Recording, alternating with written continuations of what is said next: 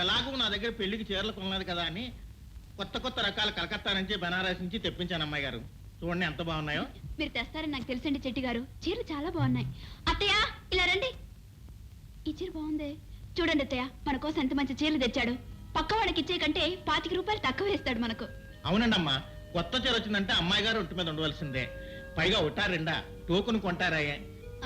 చూడండి మా అత్తయ్య గారికి కావాల్సిన చీరలు ఉన్నాయా? ఓ ఉన్నాయమ్మా, రకరకాల చీరలు, మంచి మంచి చీరలు. అత్తయ్య మీకు కావాల్సిన సెలెక్ట్ చేయండి. ఇప్పుడు నాకు ఎందుకమ్మా? అదేమిటత్తయ్య, మీకు బొత్తిగా మంచి చీరలే లేవు. మీకు నాకు తులసికి తలా ఒక 1/2 డజన్ చీరలు సెలెక్ట్ చేయండి. అవతల నా కొంట పని ఉంది. అబ్బా సెలెక్షన్ అని నన్ను ఎత్తిన వేస్తాలా? సరే బాధపడకండి అమ్మా, నేను ఉన్నానుగా.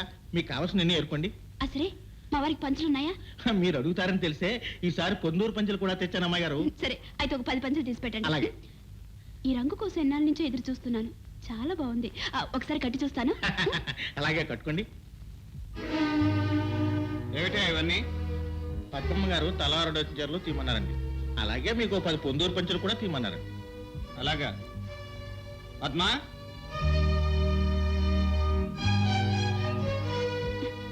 ఏమండి ఈ చీరలో నేను ఎలా ఉన్నాను? బుట్టబొమ్మలా ఉన్నావు. ఏ మీకు ఈ చీర నచ్చలేదా? చీరే కాదు, నీ తీరు కూడా నచ్చలేదు. అంటే బయట బట్టల సంత ఏమిటి? సంతే ఉంది. మనందరికి బట్టలు కొంటున్నాను. కొనటానికి ఒక ఆలోచన, అవసరం, హద్దు ఉంటుంది. అంతేగాని మూట్ల మూట్ల బట్టలు ఇలా కూరగాయలు కొన్నట్టు ఎవరో కొనరు. ఏమిటండి నేనేం చేసినా మీకు తప్పుగానే కనిపిస్తుంది. మన ఇంటికి వస్తువులు కొంటే తిట్టారు, ఈ రోజు చీరలు కొంటే చీదరించుకుంటున్నారు, రేపు పూలు కొంటే ఎల్లుండి అన్నం తింటూ కూడా సహించలేనట్టున్నారు. దేనికంటే వారికి నాకు ఆ మాత్రం స్వేచ్ఛ లేదా? ఆడదానికి నేను ఆ మాత్రం అదృష్టానికి నోచుకోలేదా? అన్ని అనుకూలించినప్పుడు అన్ని అదృష్టాలకు నోచుకుంటారు. కానీ పరిస్థితులు అనుకూలించకపోతే చేసే పనులు ప్రాణం మీదకి తెస్తాయి. ఈ చీరలు పంచులు ఏమీ అక్కర్లేదు, అన్ని మూట కట్టుకుని తీసుకెళ్ళి. అలాగే బాబు. పొద్దున్నే ఎవరి ముఖం చూసానో ఏమిటో. ఆగండి. ఆఫ్టర్ 4-5 వేలు కానీ దడిస్తే నేను దడవను. కావాలంటే మా నాన్నగారి దగ్గర నుంచి తెచ్చి విసిరి పారేస్తానే గాని నేను సెలెక్ట్ చేసిన ఒక్క బట్ట కూడా మళ్ళీ మూట కట్టడానికి వీలేదు. నేను డబ్బులోనే పుట్టాను, డబ్బులోనే పెరిగాను, డబ్బుకు వెనకాడను. ఇలా ఎంతసేపు నిలబడాలి? ధర్మారావు గారిని పిలవండి, ఇల్లు వేలం వేయాలి. లోపలికి పిలుస్తున్నావా? అమ్మో ఆస్తున్నా లేకపోయినా ధర్మారావు గారే. ఆయన వచ్చే వరకు నిలబడి ఉండాల్సిందే గానీ రమ్మని దమ్ములు ఎవరికి లేవే. అదండి ఊరు పరిస్థితి. మావయ్య ఏమైంది? ఏమైంది బాబాయ్? ఏముందమ్మా, మీ నాన్న వెలగబెట్టిన దర్జా దాన ధర్మాలు చేశాడు, అప్పులు పాలయ్యాడు. ఆ ఆస్తి గవర్నమెంట్ వారు వేలం వేస్తున్నారు. కాస్త నేను ఖర్చుల దగ్గర ఒబ్బిడిగా ఉంటాను కదూ, నన్ను పిసినారు అంటారు మూర్ఖులు. ఒకప్పుడు ఈ ఇంటికి అల్లుడైపోవాలి ఓ తెగ ఉపలాట పడిపోయేవాడు. నిజంగా అదే జరిగితే ఏమయ్యేవాళ్ళం? అడుక్కు తినేవాళ్ళం. ఏదో ఆ గాంధీ గారి దయవల్ల. అమ్మని అమ్మ కరెక్ట్గా చెప్పానన్నా, అడుగు తింటూ పోయేవాళ్ళం.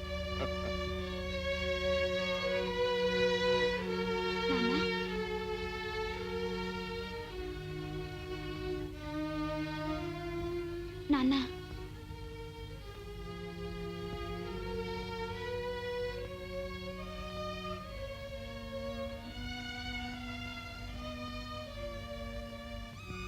నాన్న నాన్న నాన్న నాన్న ఎంతసేపు పిలిచినా పలకటం లేదు. మావయ్య, మావయ్య,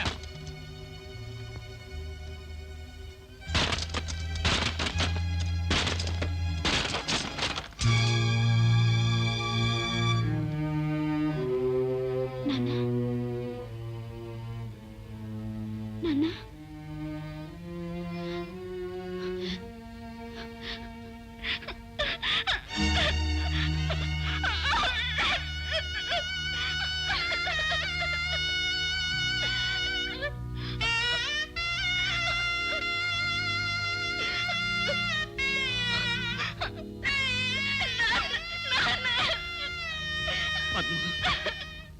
ఇంత క్రితం మనం విదేశాల నుంచి దిగుమతి చేసుకునే పార్ట్స్ ఇప్పుడు మన ఫ్యాక్టరీలో తయారు చేస్తున్నాం. నీ మీద నాకు ఆ నమ్మకం ఉండబట్టే నీకింత సహకరిస్తుంది. ఆ సహకారం నాకు ఎప్పుడు ఉండాలి. యూ డోంట్ వరీ, ముందు ముందు చాలా విషయాలు ఉంటుంది. ఆఫ్ కోర్స్ ఇందులో నా స్వార్థం కూడా కొంత ఉంది. Carry on. రండి. ఇవి ఈ వారం వచ్చిన ఆర్డర్స్. వచ్చే వారం మరికొన్ని ఎక్స్పెక్ట్ చేస్తున్నాను సార్. ఓ గుడ్. ఇలాగే ఇంప్రూవ్ చేస్తూ ఉండు. అన్నిటికీ మా హరి నీకు తోడుగా ఉండు. పద్మ, మరుపన్నది లేకపోతే మనసుకు శాంతి అంటూ ఉండదు. మీ నాన్నని మర్చిపోవటానికి ప్రయత్నించు. నాన్నను మర్చిపోగలిగిన ఆ ఆస్తిని ఐశ్వర్యాన్ని చూసుకుని నేను చేసిన పనులు నరేగతాళి చేస్తున్నాయండి. పద్మ, అవునండి, డబ్బు గలదాని నాహంతో దేవుళ్ళంటే మిమ్మల్ని ఎదిరించి అవమానించాను. అడుగడుగును మిమ్మల్ని కష్టపెట్టాను. అది అహం కాదు, నన్ను అవమానించడమో కాదు.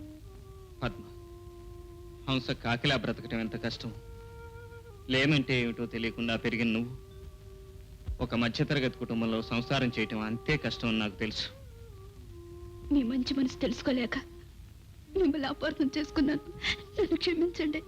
ఊరుకో పద్మ, నువ్వు ఇలా నాకు తోడుగా నిలిస్తే నేను శూన్యంలో కూడా స్వర్గాన్ని సృష్టించగలను. నిలుస్తానండి. తోడుగానే కాదు, జీవితాంతం మీ నీడగానే నిలిచిపోతాను. పద్మ,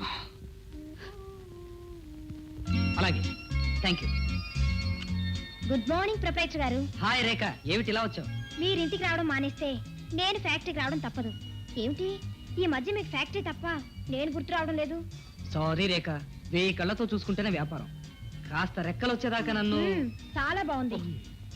మొన్నటిదాకా నన్ను నా కాళ్ళ మీద నిలబడనివ్వు అన్నారు, ఇప్పుడేమో రెక్కలు రానివ్వు అంటున్నారు. రేపు మీ చుట్టూడి బట్టతల ఎవరికి ఆగమంటారు? ఈ వ్యాపారం ఇలాగే సాగితే బట్టలు రావడానికి అట్టే కాలం పట్టచ్చేలేమా. అంటే ఏమిటి నీ ఉద్దేశం? పంట పండించడాన్ని వ్యవసాయం అంటారు, డబ్బు పండించడాన్ని వ్యాపారం అంటారు. డబ్బు పండించడం? ఎస్. ఉదాహరణకు నీ కంట్రోల్ రేట్లో స్టీల్ వచ్చింది, దాంతో వస్తువు చేసి పైసా 2 పైసల లాభానికి అమ్మితే నీకు వచ్చేది ఏమిటి? కూల్ డబ్బులు తప్ప. అదే స్టీల్ కోటాలో సగం బ్లాక్ అమ్మి మిగతా దాని లెక్కలు సరిపోని చూపిస్తే నెలసరికి ముందే లక్షాధికారివే కూర్చుంటావు. పోలీసులు పట్టుకుంటే భిక్షాధికారే జైల్లో కూర్చుంటారు.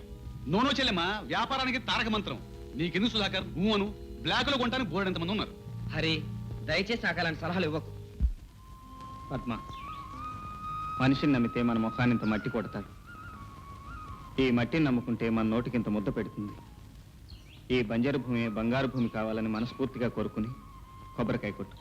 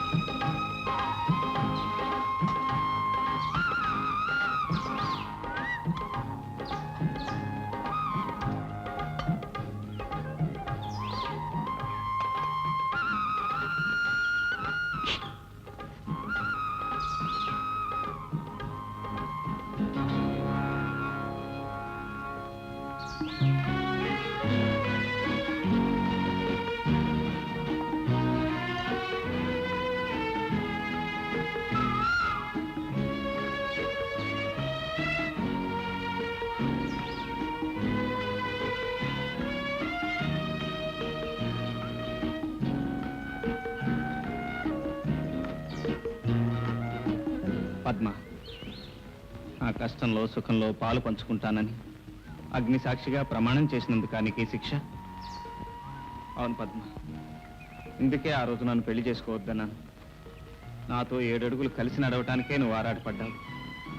కానీ లేమితో ఎంత దూరం నువ్వు భారంగా నడవాల్సి వస్తుందోనని నేను భయపడ్డాను. నా భయమే నిజమైంది. ఎందుకండి భయం? ఆడది నగలు నాణ్యాలు కొనుక్కున్నప్పుడే ఆనందంగా ఉంటుందనుకుంటున్నారా? భర్త సిరి సంపదలతో తొలితొగినప్పుడే ఆరాధిస్తుంది అనుకుంటున్నారా?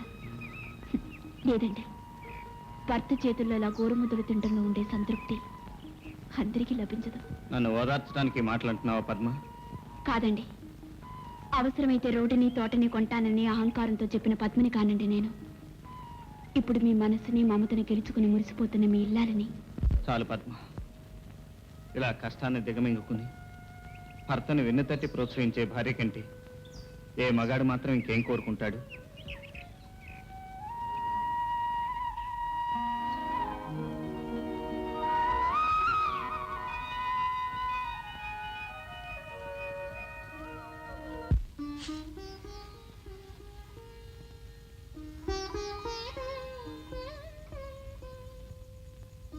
అమ్మా తులసి, ఏం పెద్దమ్మా?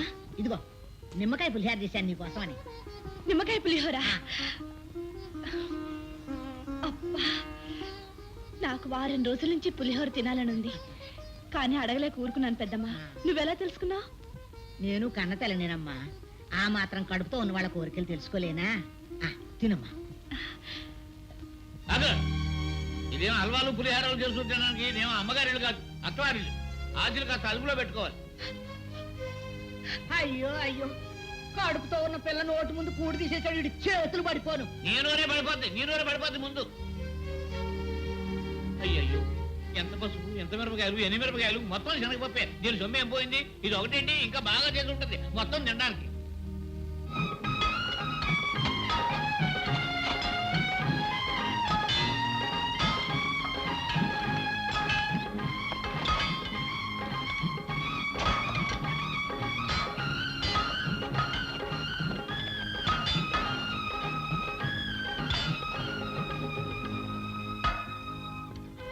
ఇక లాభం లేదండి, ఎంత తవ్వినా రాయి తప్ప జలపడేట్లేదు. నేను ఈ నేల తల్లిని నమ్ముకుని బతుకుతున్నవాడిని. కన్న తల్లిలాగే ఇది బిడ్డను మోసం చేయదన్నానమ్మా. అవును బాబు, పట్నం వెళ్ళి డైనమైట్ పట్టరండి, జల ఎందుకు పడదో అప్పుడు చూద్దాం.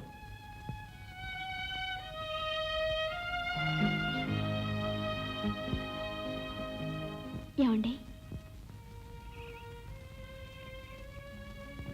పద్మ, తీసుకోండి. మీకు ఈ భూమి మీద నమ్మకం ఉంటే నాకు మీ మీద నమ్మకం ఉంది. వద్దు పద్మ, అది స్త్రీధనం. నీ పుట్టింటి నుంచి నువ్వు తీసుకొచ్చింది. స్త్రీకి ధనం వర్తే, అనురాగంతో కూడిన మీ మనసే నాకు పుట్టిల్లు. ఇక సొంతం అనేది ఎక్కడుందండి? ఈ చేతి గాజులు తీసి భారీగా మీకు చేయుతనిస్తున్నాను, అంతే. తీసుకోండి.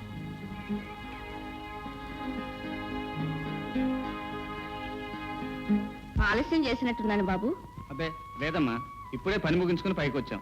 ఏమో బాబు, ఆ నూతిలో కాసిన నీళ్లు పడితే మనందరి కడుపుల్లో 4 మెతుకులు పడ్డట్టే. బాబు రవి, మన తులసికి సూడిదలు తీసుకెళ్ళాలి బాబు.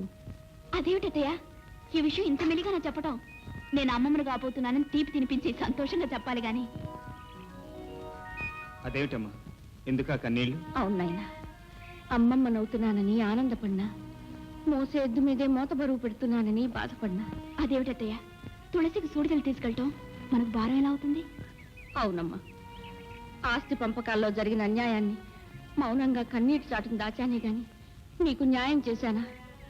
రక్తం పంచుకు పుట్టినవాడు పట్నంలో తైతక్కలాడుతుంటే ఆస్తి ఇవ్వకపోయినా రేయింబవళ్ళు కష్టపడుతున్న మిమ్మల్ని ఇంకా బాధించాలంటే ఆ తల్లి మనసు ఎంత విలవిల్లాడిపోతుందో ఆలోచించావా? మమతానురాగాలు పంచుకోవటానికి ఒక తల్లి గర్భాన్నే పుట్టనక్కర్లేదమ్మా. తులసిని నా చెల్లెలుగానే కాదు, సొంత బిడ్డగా చూసుకుంటాను. రేపే పట్నం వెళ్ళి చీర సారే తీసుకొస్తాను. సూడిదలు తీసుకెళ్లి తులసిని శ్రీమంతానికి తీసుకొద్దురు గాని. ఏమిటి ఎలా వచ్చారు? ఏమిటి అన్నయ్యా? ఇంటికి తీసుకెళ్లి శ్రీమంతం చేయాలనుకుంటున్నా. ఆహా, మీకు మర్యాదలు తెలిసే సూడిదలా? మూరుడు చీర తమిడి సరివిడినా, ఇంతకంటే తేవడానికి అది ఎక్కడ ఉందలే మీకు. బాబాయ్, అంత గతి లేని వాడుగా మాట్లాడకండి. ఏ రాష్ట్రం పొడుచుకొస్తుంది, చింత తెచ్చినా పులుపు చావలేదనేది ఇదే. లేనోళ్ళు లేనట్టుగా పడుండగా ఈ బ్యాషిజాలు ఎందుకు? అన్నయ్య, శ్రీమంతానికి కావాల్సింది సిరి సంపదలు కావు, కడుపులో పడ్డ పసిగుడ్డు చిరంజీవి కావాలని చేసుకునే వేడుక. ఆ డబ్బు లేని వేడుకలు నేను చేస్తాను సారా. సరేలే, తెచ్చింది తెచ్చారుగా, ఇక వెళ్ళండి. ఎక్కడికే వెళ్ళేది? ఇందాక నుంచి చూస్తున్నాను, సూడులు తెచ్చిన ఆడాలు నిలబెట్టి మర్యాద మాట్లాడతావా? సూరమ్మ, నేను మాట్లాడేది సూడుదలు వద్దని కాదు, తులసిని శ్రీమంతానికి పంపనండి. ఏ ఎందుకు పంపని? శ్రీమంతం పేరుతో తీసుకెళ్లి వస్తువులన్నీ ఒలిచి వాళ్ళ అవసరాలు తీర్చుకుని భోజపడితో తిరిగి పంపుతారు. అన్నయ్య అన్నా పిన్నయ్య అన్నా జరిగేది అంతే. మీరంతగా తీసుకెళ్లాలంటే ఓ పని చేయండి, ఆ వస్తువులన్నీ తీసి అక్కడ పెట్టించి తీసుకెళ్ళండి. ఇంతకిన్ని నగలు పెట్టి మా మామగారు పంపించినా నేను రాను. తులసి, అవునమ్మా, మామయ్య గారు చెప్పింది నిజం, ముమ్మాటికి నిజం.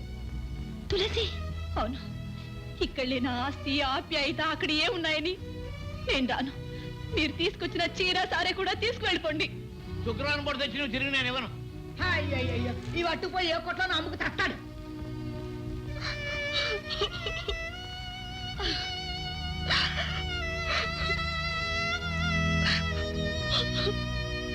రెండో ఎవడదాం.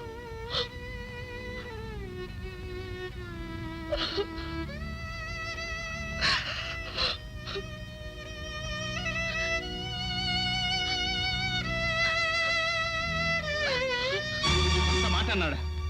వాడి నీచ బుద్ధులు మనకు ఆపాదిస్తాడా?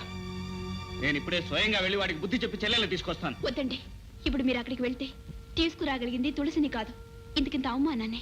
నన్ను అవమానించడానికి వాడికి ఎన్ని గుండెలు? ఇంకా అతనికి వేరే గుండె కావాలా మీ గుండెని పగలగొట్టడానికి? మీ చెల్లెలే తన మావయ్యని వెనకేసుకొచ్చి మమ్మల్ని తోడునాడితే? ఏమిటి, తులసి మిమ్మల్ని తోలనాడిందా? అది సహజం బాబు. మెట్టినింటికంటే ఏ ఆడది పుట్టింటిని గొప్పగా చూసుకోదు. ఆడపిల్లనిచ్చుకున్న చోట ఇలాంటివి సహజం. పేదవాళ్ల ప్రేమ కన్నీటి వరకు ఆగిపోవాలండి. పట్టుదలకపోతే మన ప్రేమ అనురాగాలే ప్రేమించిన వాళ్ళ పట్ల తిరగటి రాళ్ళవుతాయి. అర్థమైంది పద్మ. ఇన్ని అవమానాలకు కారణం మన పేదరికమేనని, ఆస్తి అంతస్తు లేని వాళ్ళ మమత మానవత్వాలు పిచ్చి వాళ్ళ ప్రేలాపనే అవుతాయని పూర్తిగా అర్థమైంది. నేను ఇంట్లో లేదని చెప్పు. పోలీసులా కాకుగూళ్ళు కుట్టినందుకు ఆయన నేను పొయ్యిలో పెట్టినందుకు నన్ను మూసేస్తారేమో. ఏంటనయ్య అలా చూస్తున్నావు? నేనన్నయ్య మోహన్ని. ఒరే, నువ్వు మోహన్ నువ్వా? ఏరే, ఈ డ్రెస్ భలే బాగుంది. ఓ మాట నాకు ఇస్తావా? మళ్ళీ వేసుకుని ఇచ్చేస్తాను. తప్పన్నయ్య, వేసుకోకూడదు. పోనీ టోపీ. అబ్బో అబ్బో అబ్బో, నా తండ్రి నా తండ్రి, దొరబాబులో ఉన్నావయ్యా. ఎంతమంది పాపిష్టి కళ్ళు పడ్డాయో. ఉండు, ఇప్పుడే వస్తాను. ఏమవుతున్నా, బాగున్నావా? బాగున్నాను. దానికే గుమ్మటంలా ఉంది. ఏంటమ్మా సిగ్గుపడి ఇక్కడే నిలబడ్డావా? పో, నీ కోసం ఎదురు చూసి చూసి ఇంతంత కళ్ళు ఇంటింటి కళ్ళు అయిపోయినాయి. నువ్వు ఎవరో పోలీసులు అనుకునే పరిగెత్తాను. తప్పు చేయని వాళ్ళకి భయం ఎందుకో? అబ్బాయి అబ్బాయి, కట్టల ముందుకు రావయ్యా. దిష్టి తీయడానికి ఎన్ని మిరపకాయలు ఎందుకమ్మా? నోట్లో వేసుకుంటే మండవలసిన మిరపకాయలు మార్కెట్లోనే మండిపోతున్నాయి. అయ్యో మీ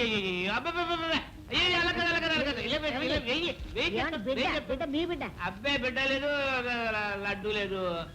అయ్యి ఇదిగో, ఇది తీసినా ఒకటే, ఒకటి తీసినా ఒకటే. ఇదిగో నీ ఒకటి పెట్టి తీసినా. అవునవును, ఇరుగు దిష్టి, పొరుగు దిష్టి, ఊరు దిష్టి, మీ నాన్న పిసినారు దిష్టి.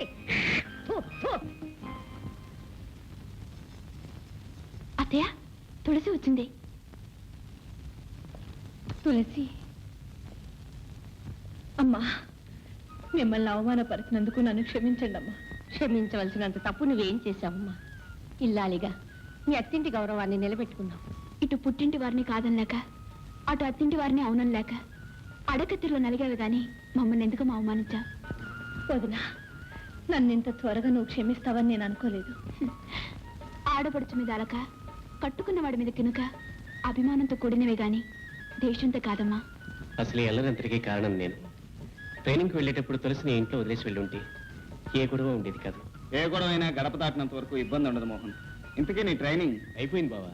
పక్కటూరులోనే పోస్టింగ్ కూడా వచ్చింది. చాలా సంతోషం. మరి ఎప్పుడు చేరుతున్నావు? మీ అందరూ ఆశీస్సులు తీసుకుని రేపే జాయిన్ అవుదాం అనుకుంటున్నాను. తులసిని కూడా తీసుకెళ్తున్నాను. శభాష్ మోహన్ రావు, శభాష్. నువ్వు ఎస్తావయ్యావని తెలిసి నీ గురించి వెతుక్కుంటూ వస్తున్నానయ్యా. మరి కాసులే కొడుకు ఇతను కాపీ దాడని తప్ప ఎందుకు పనికిరాడు అనుకునేవాడిని. మొత్తానికి ఒక హిస్టరీ తీసుకొచ్చావు. ఈ ఊరు నుంచి స్వతంత్రం కోసం దెబ్బలాడి జైలుకి వెళ్ళిన హిస్టరీ నాకుంది, పోలీస్ ఆఫీసర్ అయిన హిస్టరీ నీకుంది. అయితే మళ్ళీ మీరు అరెస్ట్ అవ్వక తప్పదన్నమాట. అదే లేదబ్బాయ్, ఆ రోజుల్లో అంటే ఖద్దరికి కాకి హోరాహోరీగా ఉండేది. ఇప్పుడు ఖద్దరు కాకి కలిసిమెలిసి బాయిగా బతికేస్తున్నాం. చొక్కా అధ్యక్ష దండ. ఇలాంటి దండలు ఇంకా అనేకం వేయించుకోవాలని పాలాడి పెద్దలకు అండదండలుగా ఉండాలని ఈ సిరిపురం గ్రామానికి పేరు ప్రతిష్టలు తీసుకురావాలని నేను ఈ గ్రామ పెద్దగా నేను ఆశీర్వదిస్తున్నాను. నాకెందుకండి ఈ దండ? ఎందుకంటావేటి? ముందర కాళ్ళకి బంధం. కరెక్ట్ అబ్బాయి. ఎంతైనా ఈ ఊరికి రాబోయే ఎలక్షన్ లో కాబోయే ప్రెసిడెంట్ ని, ఆ ఎలక్షన్ రోజు నువ్వు నీ భార్య నాకు ఓట్లు వేసి ఈ గెలిచిన ప్రెసిడెంట్ గారికి చెరువు దండ వేసి రుణం తీర్చుకోండియా. ఈ శుభ సందర్భంలో తమ చందా అబ్బా, పోలీసు వారు అండదండలు ఉంటే చాలు, మళ్ళీ చందా సహకారాలు కూడా అయింది. 2 ఓట్లు సంపాదించారుగా, ఇక బోండి. No no no no, business is business. వ్యాపారం వేరు, స్నేహం వేరు. అంతగా నీకు కావాలంటే నాకు వచ్చే లాభంలో సగం ఇస్తా. ఆ?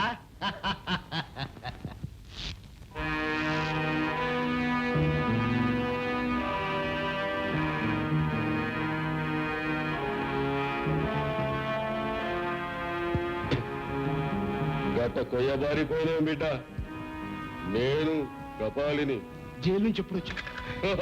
నీ అవ్వ ఎప్పుడు వస్తే నీ కాడికి గిప్పుడు రావడం ఎందుకు బిడ్డ?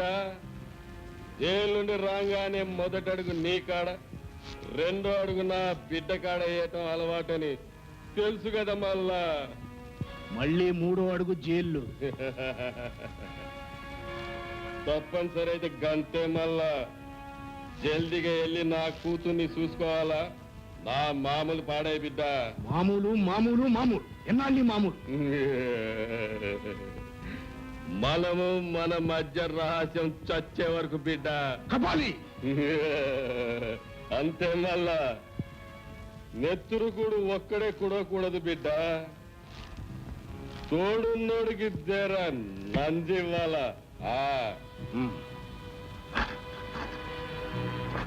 ఇదిగో డబ్బు తీసుకో, మళ్ళీ రాకు. పుండుకు పుల్లా తప్పదు, నీకు నేను తప్పదు. వత్తమల్లా.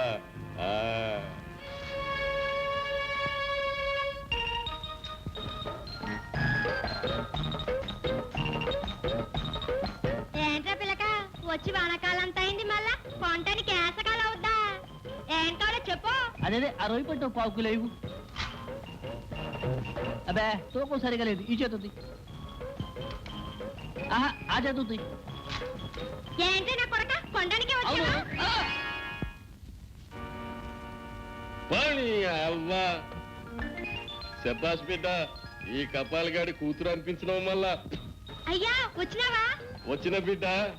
నీ లగ్గానికి పైసలు కూడా తెచ్చిన మళ్ళా. లగ్గం పొద్దుకొక పెళ్ళంట, పొద్దుకొక జైల్లోకి వెళ్తావు. ఇక వెళ్ళను. నిన్ను గొప్పోడికిచ్చి లగ్గం చేసేదాకా నేను వెళ్ళను. నీ మీద ఒట్టు మళ్ళా. ఇదిగో తీసుకో. తప్పకుండా తప్పకుండా. సంతాపం సంతాపం. అవినీతికి శిక్ష, నీతికి రక్ష. దేవుడిలా తీర్చుకున్నాడు పాపం కక్ష. అయ్యో కరో ఇది అదే అంటే ఏమిటండి? పక్షివాతం. పక్షులను పెట్టిన బాధలకు ఫలితం. నువ్వు ఊరుకోవయ్యా, పెద్ద డాక్టర్ అయినట్టు. బాబు, పక్షవాతానికి ఏదో పావురాలు ఎత్తుకు తాగాలంటారు. ఇదిగో సూరమ్మా, కాకులు చంపి కాళ్ళు చేతులు పోగొట్టుకున్నాను. ఇక పావురాయలు కూడా ఎక్కడ చంపను. అబ్బబ్బా, ఎంత గొప్ప పోతుందయ్యా అనేది. ఇదిగో ఈ జబ్బుకి పచ్చం చాలా ముఖ్యం. రోజుకొక లోటాడు గంజి తప్ప ఇంకేమీ ఇవ్వడానికి వీల్లేదు. అది ఉప్పు లేకుండా చెప్పుతో నీకు చెప్పులు కూడా ఎందుకయ్యా? మళ్ళీ లేచి నడుస్తావా ఉన్నానా?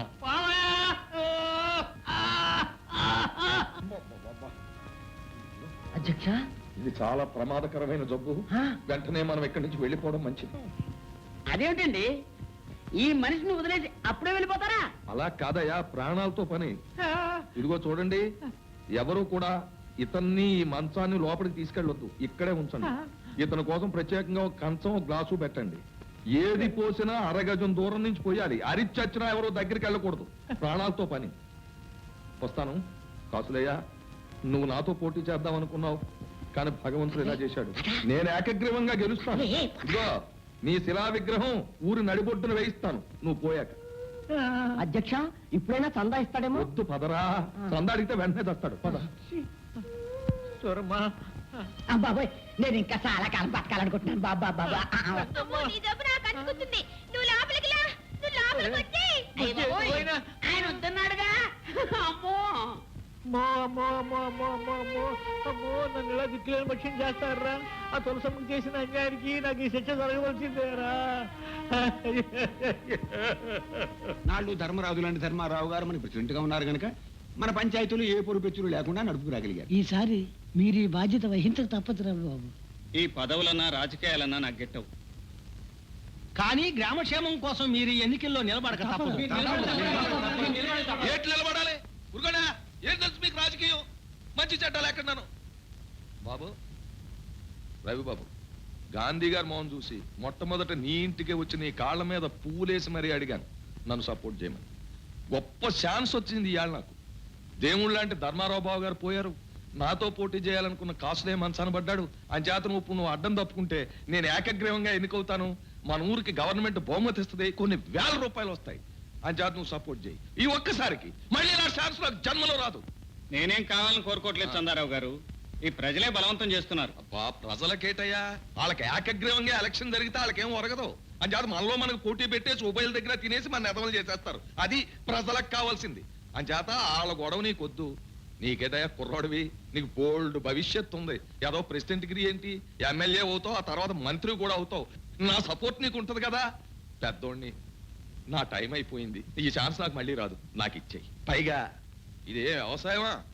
నువ్వు జల్లేసే ఇత్తనాలకి పంట పండేసి ఇంటికి వచ్చేయడానికి రాజకీయం అంటే పెట్రోల్ కాదు, నీళ్లతో నిప్పెలిగించాలి. కాళ్ళు పట్టుకుని తలకాయలు నరికేయాలి. కడుపులో కత్తులు పెట్టుకుని ఆప్యాయంగా కౌగులించేసుకోవాలి. కాలువ మీద వంతుని కట్టడం కాదు, ముందు వంతుని కట్టించి తర్వాత కాలువ తవ్వించాలి. ఇంత గొడవ ఉంది రాజకీయం అంటే. ఆయన మాట విని మమ్మల్ని అన్యాయం చేయకు బాబు. మీరే నిలబడాలి. సరే, మీ ఇష్టం.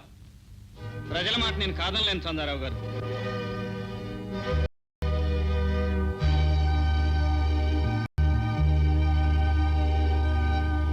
మాటలతో లాభం లేదు.